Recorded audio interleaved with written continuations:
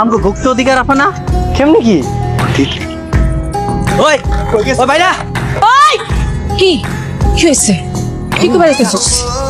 তো বড় সাহস, আমার বাড়ির উঠানে খাড়াইয়া দুইটা বেগানা পুরুষ কইতেছস আমরা বাটপার? হ্যাঁ, কেড়ে তোরা তাদের কেড়ে তোরা। আপনার ভাই একটা বাটপার, আঙ্গো লগে বাটপারি করছে, আঙ্গো 20,000 টাকা খাইয়ে দিছে।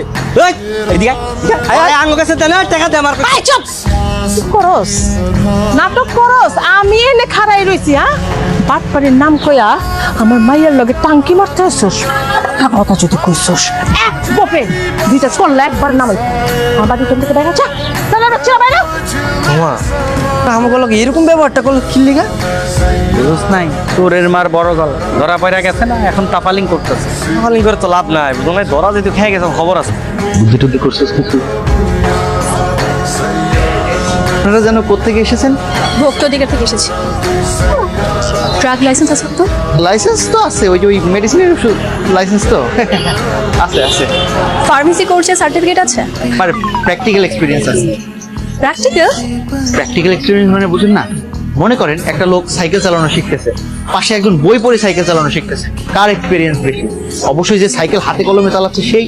আমার হচ্ছে সেই এক্সপিরিয়েন্সটা আছে।